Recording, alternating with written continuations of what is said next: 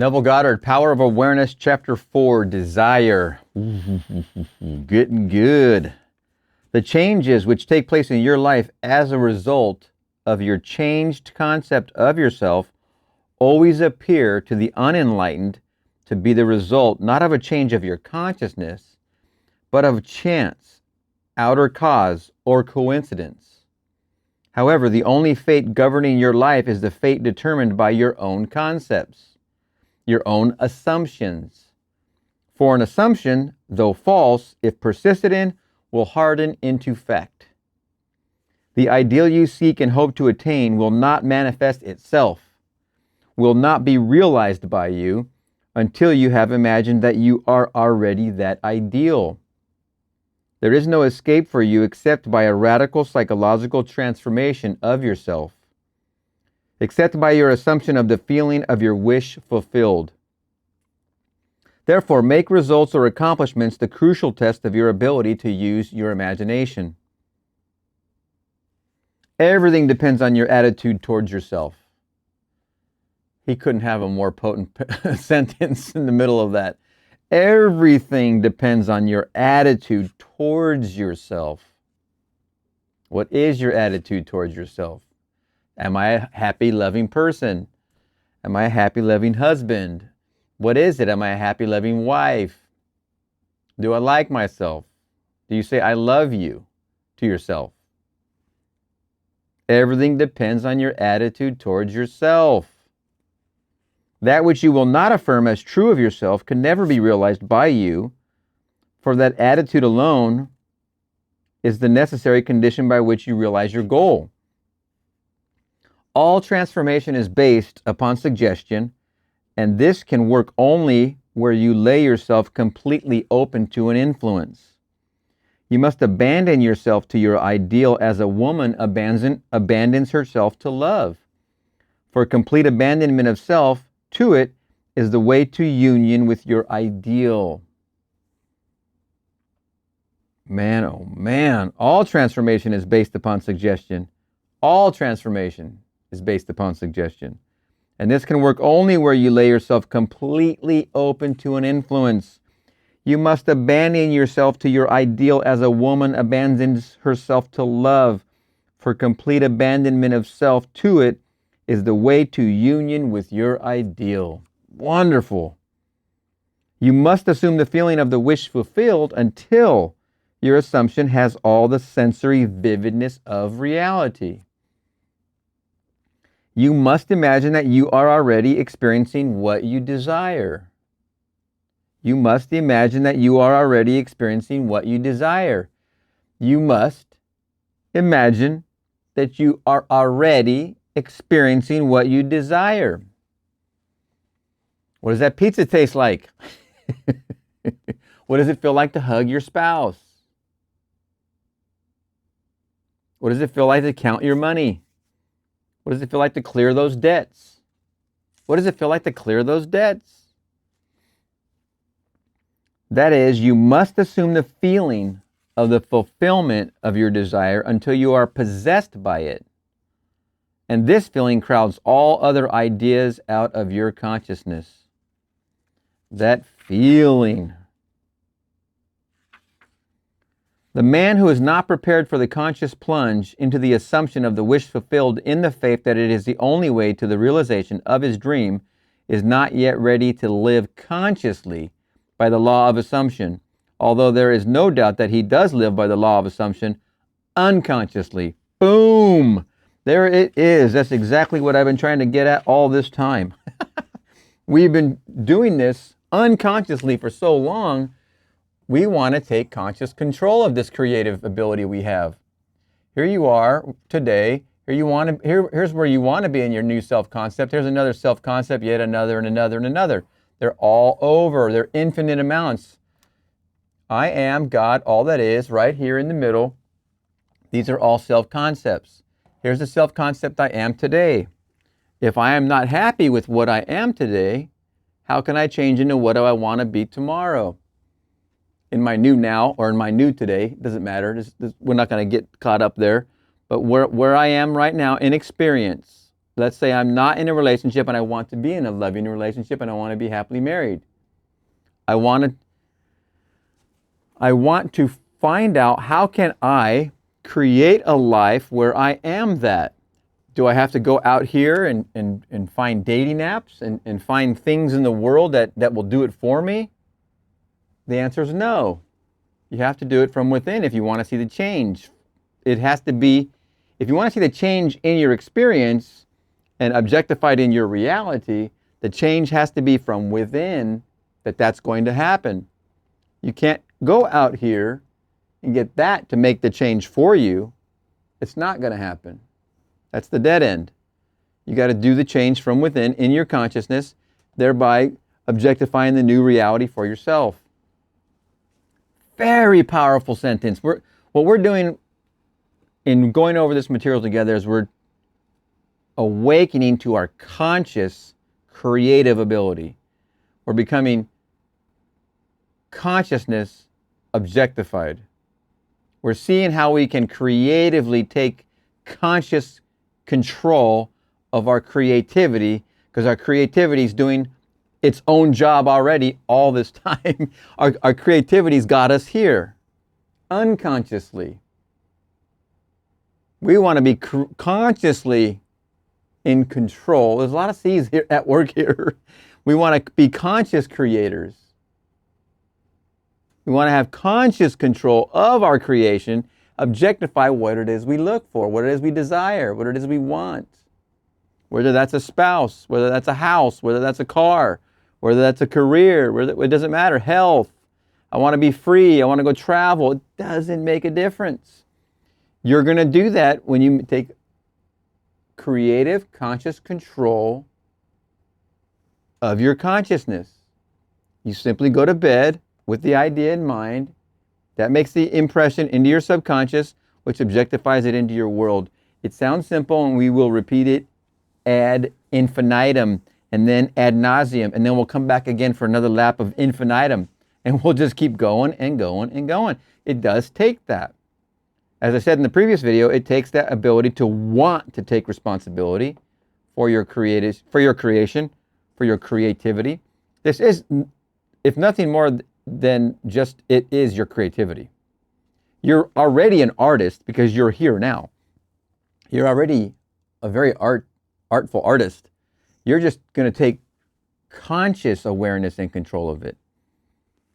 Okay, let's repeat this paragraph because it is so profound. The man who is not prepared for the conscious plunge into the assumption of the wish fulfilled in the faith that it is the only way to the realization of his dream is not yet ready to live consciously by the law of assumption, although there is no doubt that he does live by the law of assumption unconsciously. But for you who accept this principle and are ready to live by consciously assuming that your wish is already fulfilled, the adventure of life begins. To reach a higher level of being, you must assume a higher concept of yourself. To reach a higher level of being, you must assume a higher concept of yourself. Here you're single and alone and you're not married and you want to be. You want to be in love. To reach this higher level, as he says, you must assume a higher concept of yourself. This is a higher concept. We're always ascending. This is you now. You must reach this higher concept of yourself to change where you are to where you want to be. You are the one who's going to do it. He is not doing it for you. He is no judge of persons.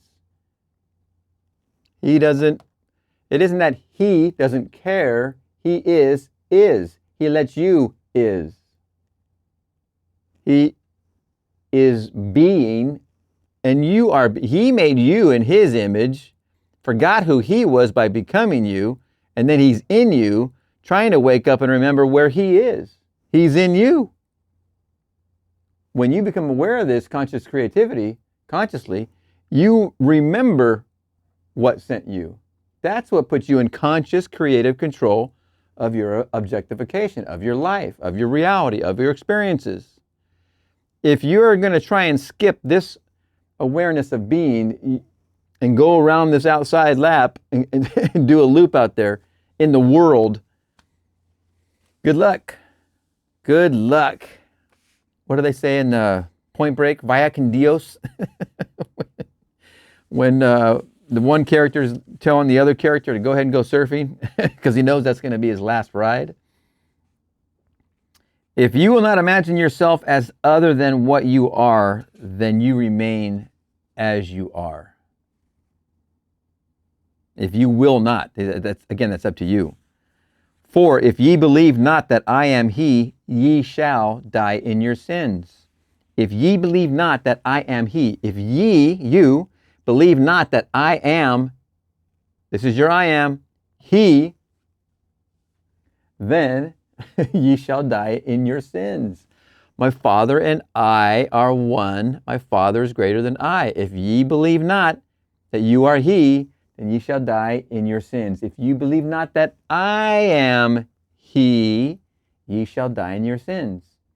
Anytime you say the phrase I am, you're referring to the I am. All that is, God, right there. If you do not believe that you are he, the person you want to be, if you do not believe that you are he, the person you want to be, then you remain as you are.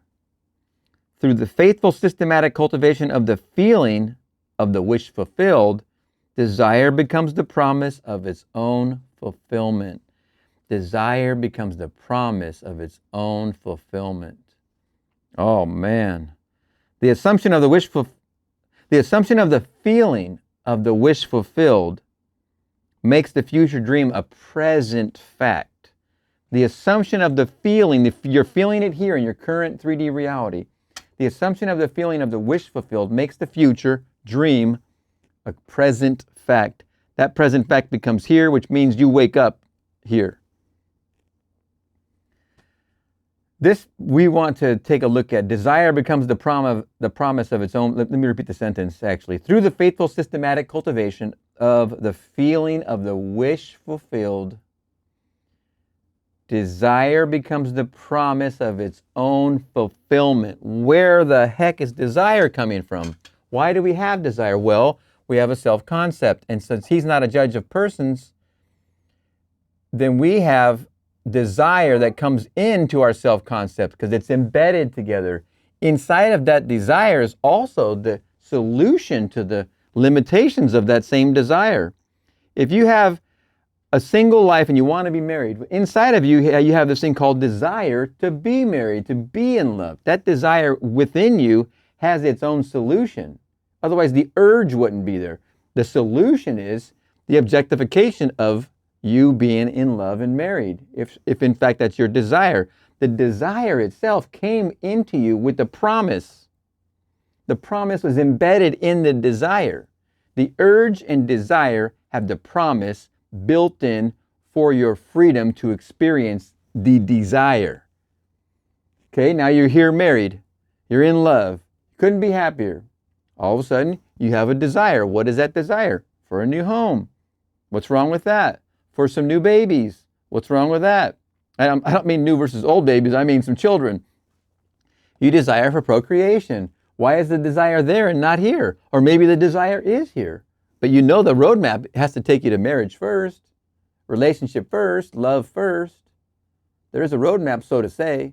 Doesn't have to be just through marriage to children. You can get children here too. But the desire embedded within you and wherever you are, whatever you're experiencing has desire. That fountain of desire is not shutting off. It's going to continue. It's never going to stop. The desire has the promise of its fulfillment within itself. Repeating, through the faithful systematic cultivation of the feeling of the wish fulfilled, desire becomes the promise of its own fulfillment. Through the faithful systematic cultivation of the feeling of the wish fulfilled. You must do this each night as you fall to sleep. You must focus on what your desire is telling you you want. You must see yourself in that. You must feel that. It's like climbing that ladder before you fall asleep. You must do this. You must faithfully, systematically cultivate the feeling of the wish fulfilled. In doing that, desire becomes the promise of its own fulfillment. Wow. Automatically my favorite part of that chapter. Chapter 4, Desire, Power of Awareness. Man, which one was yours? Woo! I can't believe desire is such maybe what? It's not even a page and a quarter. Desire is a very, very important subject. I know we've gone over it before, which thankfully we have because it's very profound subject. And it's embedded right into your self-concept, whatever your self-concept is. Remember, as a last hint about desire, let's say you're the bank robber here and you have no qualm with that. That's just what you are. Inside of you, with a promise embedded within the desire, is desire to go rob another bank, to go get that pallet of gold, to go rob something, to get that next fix of money. Because the desire that is embedded in the bank robber is no different than the desire embedded in you to be into a happy, loving relationship. Desire, desire, desire is it fits your self-concept. He is no judger of persons. You're going to get desire that fits the concept with which you claim yourself to be. When you change that self-concept and you become a new self-concept to ascend, to elevate your self-concept, then you get new desire and new promise that comes with it. Wow. Good stuff, huh? We'll see you in the next chapter.